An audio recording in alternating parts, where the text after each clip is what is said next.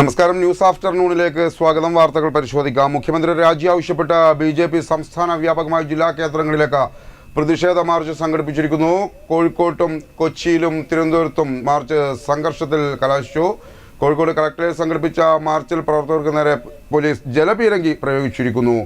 കൂടുതൽ വിവരങ്ങളുമായി ഞങ്ങളുടെ പ്രതിനിധി അഭിജിത തിരുവല്ലത്ത് ടെലിഫോൺ അയച്ചിരുന്നു. അഭിജിത, 3 കേന്ദ്രങ്ങളിൽ പ്രതിഷേധം അക്രമത്തിൽ കലാശിച്ചു, സംഘർഷഭരിതമായി. കോഴിക്കോട്ടെ സ്ഥിതി എന്താണ് അഭിജിത? പറഞ്ഞോളൂ. രാജേഷ്, മുഖ്യമന്ത്രിയുടെ രാജി ആവശ്യപ്പെട്ടാണ് സംസ്ഥാന വ്യാപകമായി ബിജെപിയുടെ നേതൃത്വത്തിൽ ജില്ലാ ആസ്ഥാനങ്ങളിലേക്ക് പ്രതിഷേധ മാർച്ച് നടത്തിയത്. തിരുവനന്തപുരത്ത് സെക്രട്ടേറിയറ്റിലേക്കും കൊച്ചിയിൽ കളക്ടറേറ്റിലേക്കും അതുപോലെ തന്നെ കോഴിക്കോട് കളക്ടറേറ്റിലേക്കുമാണ് പ്രതിഷേധ മാർച്ച് നടത്തിയത്. മുദ്രാവാക്യം ഉന്നയിച്ച് പ്രതിഷേധവുമായി കളക്ടറേറ്റ് കവാടത്തിലേക്ക് എത്തിയ പ്രവർത്തകരെ പോലീസ് ബാരിക്കേഡുകൾ വെച്ച് തടയുകയായിരുന്നു. ഒട്ടേറെ വലിയൊരു പോലീസ് സന്നാഹത്തെയാണ് കളക്ടറേറ്റ് കവാടത്തിൽ വിന്യസിപ്പിച്ചിരുന്നത്. ഈ ബാരിക്കേഡുകൾ മറികടക്കാൻ ശ്രമിച്ച പ്രവർത്തകർക്ക് നേരെയാണ് പോലീസ് ജലപീരങ്കി പ്രയോഗിച്ചത്. ഈ ജലപീരങ്കി പ്രയോഗിച്ചതിനെ തുടർന്ന് പ്രവർത്തകരും പോലീസും തമ്മിലുള്ള ഒരു ഏറ്റുമുട്ടലിലേക്ക് വഴിവെച്ചു. ബാരിക്കേഡുകൾ മറികടക്കാൻ ശ്രമിച്ചതാണ് സംഘർഷങ്ങൾക്കിടയാക്കിയത്. ഈ സംഘർഷത്തിനിടയിൽ ചെറിയ രീതിയിൽ പ്രവർത്തകർക്ക് പരിക്കേറ്റിട്ടുണ്ട്.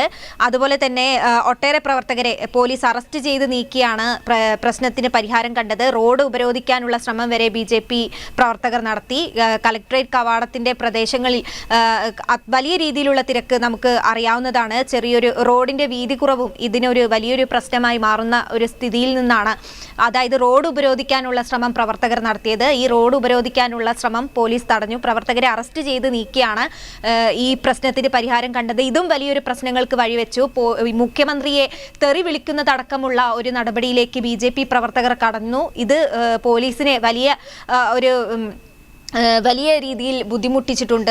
അതുകൊണ്ട് തന്നെ അത്രത്തോളം പ്രവർത്തകർക്ക് പരിക്കേറ്റിട്ടുമുണ്ട് എന്നൊരു റിപ്പോർട്ടാണ് പുറത്തു വരുന്നത്. അതുപോലെ തന്നെ തിരുവനന്തപുരം സെക്രട്ടേറിയറ്റിലേക്ക് നടത്തിയ മാർച്ചും സംഘർഷഭരിതമായി. അതുപോലെ തന്നെ കൊച്ചി കളക്ടറേറ്റിലേക്ക് നടത്തിയ മാർച്ചും സംഘർഷഭരിതമായിട്ടുണ്ട്. മറ്റ് സ്ഥലങ്ങളിലെ അവസ്ഥ ഇതുവരെ പുറത്തു വന്നിട്ടില്ല. കോഴിക്കോടും കൊച്ചി, തിരുവനന്തപുരം സ്ഥലങ്ങളിൽ നടത്തിയ മാർച്ചാണ് ഇപ്പോൾ സംഘർഷത്തിൽ കലാശിച്ചിരിക്കുന്നത്.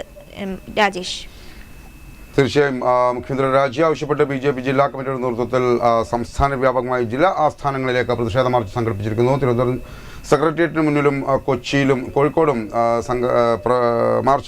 പ്രതിഷേധ മാർച്ച് സംഘർഷത്തിൽ കലാശിച്ചിരിക്കുന്നു. പ്രവർത്തകർ നേരെ കോഴിക്കോട്ട് ജലപീരങ്കി പ്രയോഗിച്ചിരിക്കുന്നു. വിശദാംശങ്ങൾ നൽകിയത് ഞങ്ങളുടെ പ്രതിനിധി അഭിജിത തിരുവല്ലത്താണ്. മറ്റു വാർത്തകളിലേക്ക്